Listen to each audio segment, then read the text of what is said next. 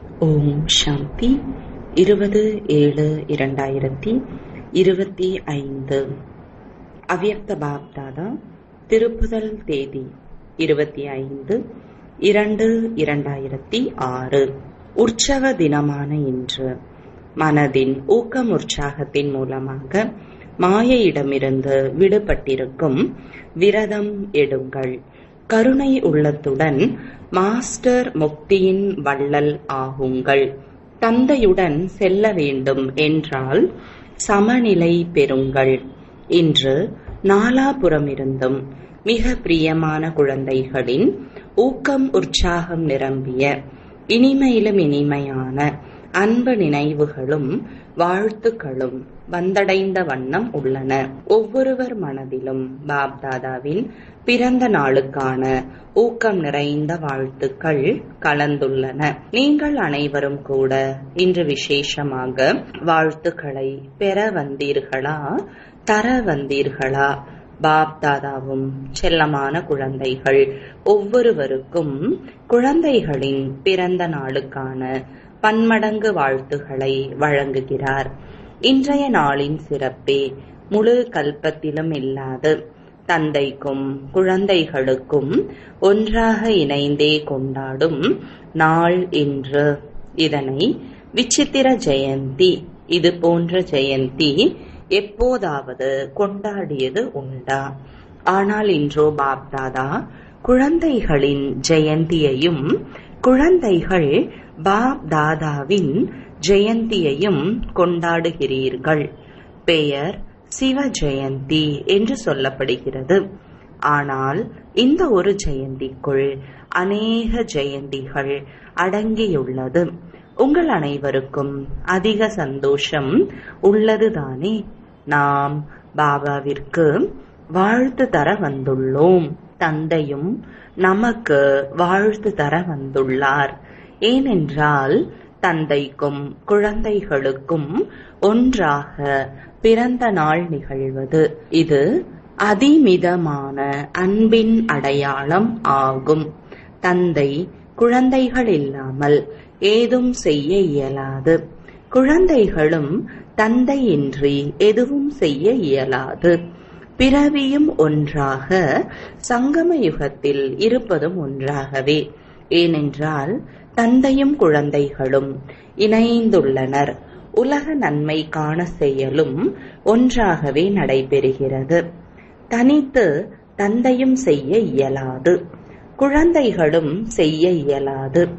உடனிருந்தே செயல்படுபவர் தந்தையின் வாக்கு. உடனிருப்போம், உடன் செல்வோம், உடன் செல்வோம் அல்லவா? வாக்குறுதி உள்ளது அல்லவா? தந்தைக்கும் குழந்தைகளுக்கும் இடையேயான இத்தகைய அன்பை பார்த்துள்ளீர்களா? பார்த்தது உண்டா? அனுபவம் செய்துள்ளீர்களா? எனவே இந்த சங்கம யுகத்திற்கு புகழ் உள்ளது. இந்த சந்திப்பின் நினைவாக பல்வேறு விழாக்களை கொண்டாடுகிறார்கள். இந்த சிவ ஜெயந்தி நன்னாளில் பக்தர்கள் வாருங்கள் என அழைக்கிறார்கள். எப்போது வருவார், எப்படி வருவார் என யோசித்துக் கொண்டு உள்ளனர். இங்கே நீங்கள் கொண்டாடுகிறீர்கள். பாப் தாதாவிற்கு பக்தர்களின் மீது அன்பும் உள்ளது, இரக்கமும் வருகிறது. எவ்வளவு முயற்சி செய்கிறார்கள்? நீங்கள் எவ்வளவு முயற்சி செய்கிறீர்கள்? தேடிக்கொண்டே இருக்கிறார்கள். நீங்கள் தேடினீர்களா? தந்தை உங்களை தேடினாரா? யார் யாரை தேடியது? நீங்கள் தேடினீர்களா? நீங்களோ சுற்றி கொண்டே இருந்தீர்கள்.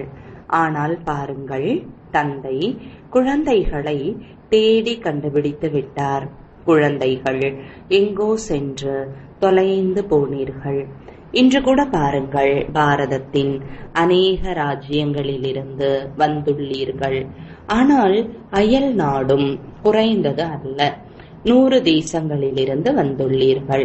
என்ன முயற்சி செய்தீர்கள்? கை உயர்த்துங்கள். தந்தையை தேடுவதில் யாரெல்லாம் உழைத்தீர்கள்? பக்தியில் செய்தீர்கள். ஆனால் தந்தை தேடி கண்டுபிடித்த பிறகு என்ன முயற்சி செய்தீர்களா? முயற்சி ஒரு நொடியில் நிச்சயம் செய்துவிட்டீர்கள். ஒரே சொல்லில் நம்பிக்கை ஏற்பட்டு விட்டது. அந்த ஒரு சொல் எது? எனது குழந்தைகள் சொன்னீர்கள், என்னுடைய பாபா. தந்தையும் சொன்னார், என்னுடைய குழந்தாய். அவ்வளவேதான். சுலபமான நம்பிக்கை. கடினமா? சுலபம்தானே. சிறிது கடினம் என நினைப்பவர்கள் கையை உயர்த்துங்கள். அவ்வப்போது கடினம்தானே, இல்லையா? சுலபம்தான் பலவீனங்கள் கடினமாக ஆக்குகிறது. பாப்தாதா பார்க்கின்றார், தன்னலமில்லாத உண்மையான பக்தர்கள் இன்றைய நாளில் மிகுந்த அன்புடன் விரதம் இருக்கிறார்கள். நீங்களும் விரதம் இருந்து இருப்பீர்கள். அவர்கள் சில தினங்களுக்கு விரதம் இருக்கிறார்கள். நீங்களோ இப்பொழுது இருக்கும் ஒரு விரதத்தால் 21 பிறவிகளுக்கு நன்மை பயக்கிறது. அவர்கள் ஒவ்வொரு ஆண்டும் கொண்டாடுகிறார்கள், விரதம் இருக்கிறார்கள். நீங்கள் கல்பத்தில் ஒரு முறை விரதம் இருக்கின்றீர்கள். இதனால் 21 பிறவிக்கு உடலாலோ மனதாலோ விரதம் இருக்க வேண்டியது இல்லை. நீங்களும் விரதம் இருக்கிறீர்கள். என்ன விரதம்? தூய உள்ளுணர்வு, பார்வை, செயல், தூய வாழ்க்கை எனும் விரதம் எடுத்துள்ளீர்கள். வாழ்வே தூய்மையானது. பிரம்மச்சரியம் மட்டும் தூய்மை அல்ல. ஆகாரம், விவகாரம், உலகம், சம்ஸ்காரம் அனைத்தும் தூய்மை. அவ்வாறு விரதம் எடுத்துள்ளீர்கள் தானே? எடுத்துள்ளீர்களா? தலை அசையுங்கள். எடுத்துள்ளீர்களா? உறுதியாக எடுத்துள்ளீர்களா? உறுதியா? சிறிது அரைகுறையா? நல்லது. மிக பெரிய பூதம் காமம். இதன் மீது விரதம் எடுத்தீர்களா? மீதமுள்ள 4லும் விரதம் எடுத்து உள்ளீர்களா? பிரம்மச்சாரி ஆகியுள்ளீர்கள். மேலும் பின்னால் உள்ள 4யும் விரதம் எடுத்தீர்களா? கோபம் விடுபட்டதா? கோபம் விடை பெற்று சென்றதா? 2ஆம் நம்பர் தானே, பரவாயில்லை என்று இருந்துவிடவில்லையே. எப்படி மகாபூதத்தை மகாபூதம் என புரிந்து கொண்டு மனம், சொல், செயலால் விரதம் வைத்தீர்களோ அவ்வாறே கோபத்தின் மீதும் விரதம் வைத்துள்ளீர்களா? கோபத்தின் மீது விரதம் வைத்துள்ளோம் என்று நினைக்கின்றீர்கள். குழந்தை குட்டிகளும் உள்ளது, லோபம், அகங்காரம். ஆனால் இன்று பாப்தாதா கோபத்தை பற்றி கேட்கிறார். யாரெல்லாம் கோபத்தின் மீது முழு விரதம் வைத்துள்ளீர்கள், மனதளவிலும் கோபம் இல்லை, உள்ளத்திலும் கோபத்தின் உணர்வு இல்லை. அப்படிதானே? இன்று சிவ ஜெயந்தி நாளில் பக்தர்களும் விரதம் இருக்கிறார்கள். பாப்தாதாவும் விரதம் குறித்து கேட்பார் அல்லவா? நல்லது. கை உயர்த்தியவர்களை படம் பிடியுங்கள். ஏனென்றால் பாப்தாதா நீங்கள் கை உயர்த்துவதால் மட்டும் ஏற்பது இல்லை. உங்கள் துணையில் இருப்பவர்களும் சான்றிதழ் தர வேண்டும். பிறகே பரிசு வழங்கப்படும். நல்லது. விஷயம் என்னவென்றால் பாப்தாதா பார்க்கிறார், கோபத்தின் அம்சமும் உள்ளது. பொறாமை, சந்தேகம் இவையும் கோபத்தின் குழந்தை குட்டிகளே. இருப்பினும் நல்லது. தைரியம் வைத்துள்ளவர்களுக்கு பாப்தாதா இப்பொழுது வாழ்த்துக்களை வழங்குகிறார். ஆனால் சான்றிதழுக்கு பிறகு பரிசு தருவார். ஏனென்றால் பாப்தாதா வீட்டு பாடம் கொடுத்துள்ளார். அதன் முடிவையும் பாப்தாதா பார்க்கிறார். இன்று பிறந்த நாளை கொண்டாடுகிறீர்கள்.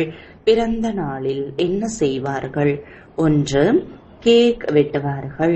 இப்பொழுது 1 மாதம் உள்ளது. இந்த 2 மாதத்தில் தனது வீண் எண்ணங்கள் எனும் கேக்கை வெட்டினீர்களா?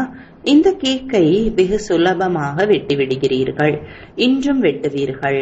ஆனால் வீண் எண்ணம் எனும் கேக்கை வெட்டினீர்களா? வெட்ட வேண்டும் அல்லவா? ஏனென்றால் தந்தையுடன் செல்ல வேண்டும். இது உறுதியான வாக்குதானே. யாருடன் செல்வீர்கள்? உடன் செல்ல வேண்டும் என்றால் சமநிலையும் பெற வேண்டும். இன்னும் மீதம் இருந்தாலும் 2 மாதம் பூர்த்தியானது. இன்று எங்கிருந்தெல்லாம் பிறந்த நாள் கொண்டாட வந்துள்ளீர்கள். விமானம் மூலமாக, ரயில் மூலமாக, கார் மூலமாக வந்துள்ளீர்கள்.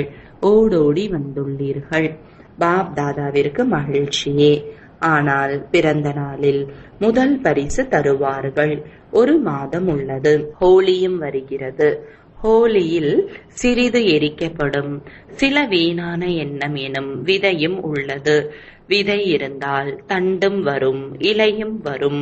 மனதில் ஊக்கம் உற்சாகத்துடன் மனதாலும் சொல்லாலும் தொடர்பு முறையிலும் மீதமுள்ளவற்றை தந்தையின் பிறந்த நாளான இன்று தந்தைக்கு பரிசு தருவீர்களா? மனதின் ஊக்கம் உற்சாகத்துடன் தருவீர்களா? இதில் லாபம் உங்களுக்கு தான். பாபா பார்க்க விரும்புகிறார். யார் ஊக்கம் உற்சாகத்துடன் தைரியத்துடன் செய்வீர்கள். செய்தே காண்பிப்போம், நல்லவர்களாகி காண்பிப்போம் என்பவர்கள் கை உயர்த்துங்கள். விட வேண்டியிருக்கும். சிந்தியுங்கள். சொல்லிலும் கூடாது, தொடர்பிலும் கூடாது. தைரியம் உள்ளதா? தைரியம் இருக்கிறதா? மதுபனில் இருப்பவர்களிடம், அயல் நாட்டவரிடம், பாரதவாசிகளிடமும். ஏனென்றால் பாப்தாதாவிற்கு அன்பு உள்ளது. ஆகவே பாப்தாதா யாரும் இருந்து விடக்கூடாது, அனைவரும் இணைந்தே செல்ல வேண்டும் என விரும்புகிறார். உடன் செல்வோம் என்று வாக்கு கொடுத்திருக்கும் பொழுது சமமாகியே தீர வேண்டும். அன்பு உள்ளதுதானே, கடினத்துடன் கை உயர்த்தவில்லை தானே. பாப்தாதா இந்த குழுவினை, பிராமண பரிவாரத்தை தந்தைக்கு சமமான முகமாக பார்க்க விரும்புகிறார். உறுதியான எண்ணத்துடன் தைரியம் வைத்தாலே போதும். பெரிய விஷயம் அல்ல. ஆனால் பொறுமை சக்தி வேண்டும். ஏற்றுக்கொள்ளும் சக்தி தேவை. யாரிடம் பொறுமை மற்றும் ஏற்றுக்கொள்ளும் இந்த 2 சக்திகளும் இருக்குமோ அவர்கள் சுலபமாகவே கோபத்தை விட்டு விடுவார்கள். பிராமண குழந்தைகளான உங்களுக்கு பாப்தாதா அனைத்து சக்திகளையும் வரதானமாக கொடுத்துள்ளார். மாஸ்டர் சர்வசக்திவான் என்ற பெயரும் உள்ளது. இந்த 1 மாதத்தில் சமமாகியே தீர வேண்டும் என்றால் வாக்குறுதியின் ஸ்லோகன் ஒன்றினை நினைவில் வையுங்கள். துக்கம் கொடுக்காதீர்கள், துக்கம் பெறாதீர்கள். அநேகர் இன்று நான் யாருக்கும் துக்கம் தரவில்லை என்று சோதனை செய்கிறார்கள். ஆனால் சுலபமாக எடுத்துக்கொள்கிறார்கள். நானா கொடுத்தேன், அவர் கொடுத்தார். ஆனால் ஏன் எடுத்தீர்கள்? எடுத்தவர் நீங்களா, கொடுத்தவரா? கொடுத்தவர் தவறிழைத்தார். அதனை தந்தை அறிவார். நாடகம் அதன் கணக்கை அறியும். ஆனால் நீங்கள் ஏன் எடுத்தீர்கள்? பாப்தாதா ரிசல்ட்டை பார்க்கும் பொழுது கொடுப்பதில் சற்று சிந்திப்பவர்கள் சுலபமாக எடுத்துக்கொள்கிறார்கள். எனவே சமநிலை பெற முடியவில்லை. ஒருவர் எவ்வளவுதான் துக்கம் கொடுத்தாலும் பெறக்கூடாது. இல்லை என்றால் உணர்ச்சி வசமாகும், வியாதி அதிகமாகிறது. அவ்வாறு சிறிய சிறிய விஷயத்திற்கெல்லாம் உணர்ச்சி வசமாகும் வியாதி அதிகமாகிறது. அப்பொழுது வீண் எண்ணம் அழிவது இல்லை. பிறகு தந்தையுடன் எப்படி செல்வீர்கள்? தந்தைக்கு அன்பு உள்ளது. தந்தை உங்களை விட்டு செல்ல மாட்டார், உடன் அழைத்து செல்வார். சம்மதமா? பிடித்துள்ளதா? பிடித்துள்ளது என்றால் கை உயர்த்துங்கள். பின்னால் வர வேண்டாம். தந்தையுடன் செல்ல வேண்டும் என்றால் பரிசு கொடுத்தே ஆக வேண்டும். 1 மாதம் அனைவரும் பயிற்சி செய்யுங்கள். துக்கம் பெற மாட்டேன், ஏதாவது நடக்கும், நான் கொடுக்கவில்லை, அவர் எடுத்துக்கொண்டார் என்று சொல்லாதீர்கள். பிறரை பார்க்காதீர்கள், தன்னை பாருங்கள். நான் தான் அர்ஜுனன் ஆக வேண்டும். பாப்தாதா ரிப்போர்ட்டில் பார்க்கிறார், பெரும்பான்மையினரின் முடிவு திருப்தியாக இல்லை. எனவே பாப்தாதா மீண்டும் 1 மாதத்திற்கு கோடிட்டு காண்பிக்கிறார். 1 மாதம் பயிற்சி செய்தால் பழகிவிடும். பழக்கமாக்க வேண்டும். இப்படிதான் இருக்கும், இவ்வளவுதான் முடியும் என்று லேசாக இருந்துவிடக்கூடாது. பாப்தாதா மீது அன்பு உள்ளது என்றால் கோபத்தை அர்ப்பணிக்க முடியாதா? அர்ப்பணிப்பின் அடையாளம் தந்தையின் சொல்லை தலைமேற்கொள்பவர். வீண் எண்ணங்கள் இறுதி நேரத்தில் மிகுந்த ஏமாற்றத்தை தரும். ஏனென்றால் நாலாபுறமும் துக்கமான வாயுமண்டலம். இயற்கை ஆத்மாக்களின் வாயுமண்டலம் யாவும் தன்வசம் ஈர்ப்பதாகவே இருக்கும். ஒருவேளை வீண் எண்ணங்களின் பழக்கம் இருப்பின் அதிலேயே சுழல வைக்கும். பாப்தாதாவிற்கு இன்று உள்நாடாக இருந்தாலும் அயல் நாடாக இருந்தாலும் ஒரு தந்தையின் குழந்தைகள் விசேஷமாக தைரியமான எண்ணம் வைக்க விரும்புகிறார். நாலாபுறமும் உள்ள குழந்தைகள் தைரியம் மற்றும் உறுதியுடன் வெற்றி மூர்த்தியாகி பரமாத்மாவின் பிள்ளைகள். எங்களிடம் காமம் இல்லை, கோபம் இல்லை என்று உலகிற்கு அறிவிப்பு செய்வோமா? பிறரை போதையிலிருந்து, பீடி சிகரெட்டிலிருந்து விடுவிக்கிறீர்கள். ஆனால் பாப்தாதா இன்று ஒவ்வொரு குழந்தையையும் கோபத்தை துறந்தோம், காமத்தை துறந்தோம் என்று தைரியத்துடன் உலக மேடையில் காண்பிக்க விரும்புகிறார்.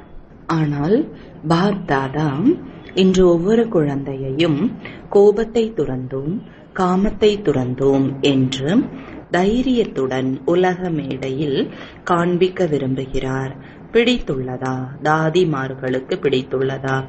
முதல் வரிசையில் உள்ளவர்களுக்கு பிடித்துள்ளதா? மதுபன் நிவாசிகளுக்கு பிடித்துள்ளதா? மதுபன் நிவாசிகளுக்கும் பிடித்துள்ளது. அயல் நாட்டவர்களுக்கும் பிடித்துள்ளதா? பிரியமான விஷயத்தை செய்வதில் என்ன கடினம்? பாப்தாதாவும் அபரிமிதமான சக்திகளை தருவார். ஆசிகளை தருபவரும் பெறுபவருமான பிராமண பரிவாரம் எனும் வரை படம் தென்பட வேண்டும். ஏனென்றால் சமயத்தின் கூக்குரல் இது. பாப்தாதாவிடமும் அட்வான்ஸ் பார்ட்டியினரின் கூக்குரலும் இதுவே. மாயையும் இப்பொழுது களைத்து போனது. அதுவும் இப்பொழுது முக்தியை வேண்டுகிறது. முக்தி தருகின்றீர்கள், ஆனால் இடையிடையே சிறிது தோழமை செய்து விடுகிறீர்கள். ஏனென்றால் 63 பிறவியான நட்பு அல்லவா? ஆகவே பாப்தாதா கூறுகிறார், ஹே மாஸ்டர் முக்தி வள்ளலே, இப்பொழுது அனைவருக்கும் முக்தி வழங்குங்கள். ஏனென்றால் அகிலம் முழுவதற்கும் ஏதேனும் ஒரு பிராப்தி எனும் அஞ்சலியை தர வேண்டும். எத்தனை வேலை செய்ய வேண்டியுள்ளது! ஏனென்றால் இந்த சமயம் நேரம் உங்கள் துணையாக உள்ளது. ஆத்மாக்கள் அனைவரும் முக்திக்கு சென்றே ஆக வேண்டும் சமயம் உள்ளது. மற்ற சமயத்தில் நீங்கள் முயற்சியை செய்தாலும் நேரம் இருக்காது. எனவே நீங்கள் தர இயலாது. இப்பொழுது சமயம் உள்ளது. எனவே பாப்தாதா கூறுகிறார், முதலில் உங்களுக்கு முக்தியை கொடுங்கள், பிறகு உலக ஆத்மாக்களுக்கு முக்தி எனும் அஞ்சலியை வழங்குங்கள். அவர்கள் கூக்குரலிடுகிறார்கள், துக்கத்தின் கூக்குரல் கேட்காது. மீண்டும் பாடல் பாடுகின்றனர். துக்கத்தில் இருப்பவர்களுக்கு சிறிதேனும் இரக்கம் காட்டுங்கள். இப்போதிலிருந்தே தயை, கருணை, இரக்கத்தின் சுபாவத்தை நிரப்பிக் கொள்ளவில்லை என்றால் உங்களுடைய ஜடமூர்த்தியில் தயை, கருணை, இரக்கம் எனும் அதிர்வலைகள் எப்படி நிரம்பும்? இரட்டை அயல் நாட்டவர் புரிந்துள்ளீர்களா? நீங்களும் துவாபர யுகத்தில் கருணை உள்ளத்துடன் தனது கற்சிலைகள் மூலமாக அனைவருக்கும் கருணை செய்வீர்கள் அல்லவா? உங்களது சித்திரமும் உள்ளதா, அல்லது இந்தியர்களுடையது மட்டுமா? வெளிநாட்டவர்கள் தமது சித்திரம் இருப்பதாக உணர்கின்றீர்களா? சித்திரம் எவ்வாறு அமைக்கிறார்கள்?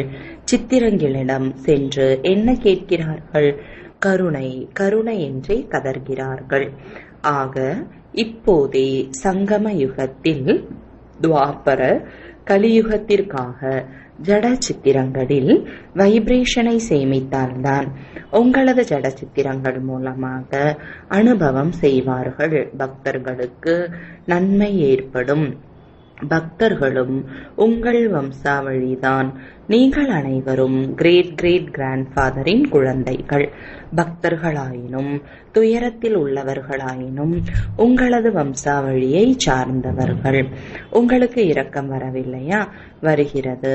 ஆனால் சிறிது சிறிதே அவ்வப்பொழுது வேறு விஷயங்களில் மும்முரமாகி விடுகிறீர்கள். இப்பொழுது தனது முயற்சியிலேயே அதிக நேரத்தை செலவு செய்யாதீர்கள். கொடுப்பதில் செலவிடுங்கள். கொடுப்பதே எடுப்பதாகும். சிறிய சிறிய விஷயங்கள் அல்ல. முக்திக்கான நாளை கொண்டாடுங்கள். இன்று முக்தியின் நாளாக கொண்டாடுகிறோம். சரிதானே? முதல் வரிசையினர் சரியா? மதுபன் நிவாசிகள் சரியா? இன்று மதுபன் நிவாசிகள் மிக பிரியமாகிறார்கள். ஏனென்றால் மதுபனை வெகு எளிதில் பின்பற்றுகின்றார்கள். ஒவ்வொரு விஷயத்திலும் மதுபனை சுலபமாகவே பின்பற்றுகிறார்கள். மதுபன் நிவாசிகள் முக்தி நாளை கொண்டாடினால் அனைவரும் பின்பற்றுவார்கள். மதுபன் வாசிகள் அனைவரும் மாஸ்டர் முக்தியின் வள்ளல் ஆகிவிடுங்கள். ஆவீர்கள் தானே? மிக நல்லது. இப்பொழுது பாப்தாதா எதிரில் உள்ளவர்கள், உள்நாடு வெளிநாடு, தொலைவில் கேட்டுக்கொண்டிருப்பவர்கள், பார்த்து கொண்டிருப்பவர்கள் அனைவருக்கும் ட்ரில் செய்விக்கிறார். அனைவரும் தயாரா? அனைத்து எண்ணங்களையும் ஒதுக்கி வையுங்கள். இப்பொழுது ஒரு நொடியில் மனம் புத்தி மூலமாக தனது இனிமையான வீட்டை சென்றடையுங்கள். இப்பொழுது பரம்தாமத்தை விட்டு சூக்ஷ்ம வதனத்திற்கு செல்லுங்கள்.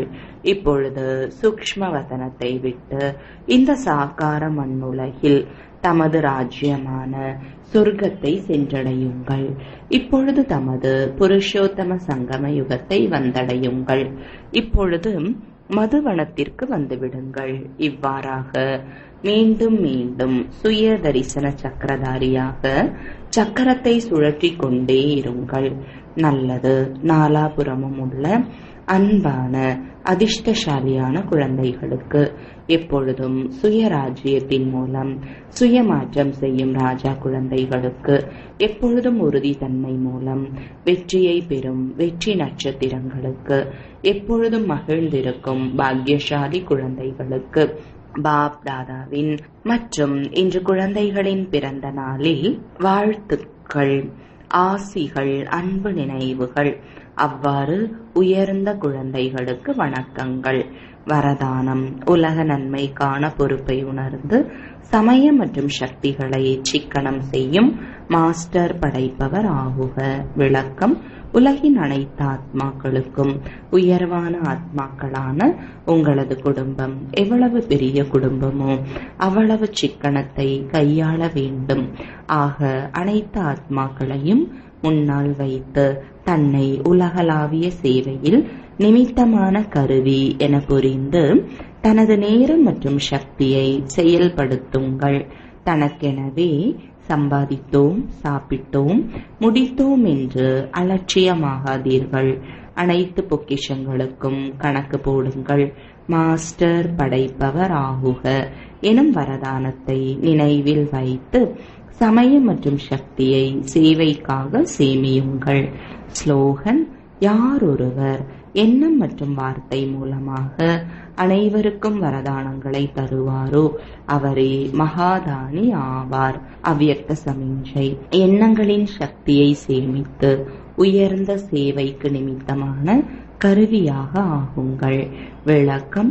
உங்களுடைய மந்திரி மகா மந்திரிகளான சூட்சும சக்திகள் மனம், புத்தி இவற்றை தனது கட்டுப்பாட்டில் வையுங்கள்.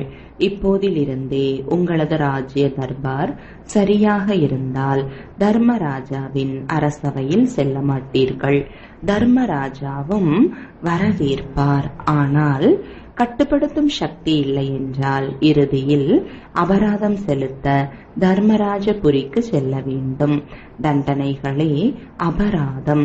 ரிஃபைன் ஆகிவிட்டால் ஃபைன், அபராதம் செலுத்த வேண்டாம். குறிப்பு. இன்று மாதத்தின் 3வது ஞாயிற்றுக்கிழமை.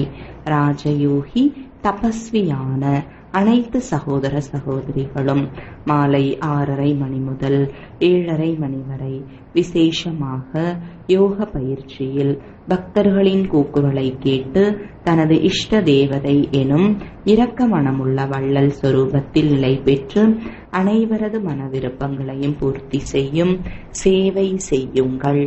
ஓம் சாந்தி.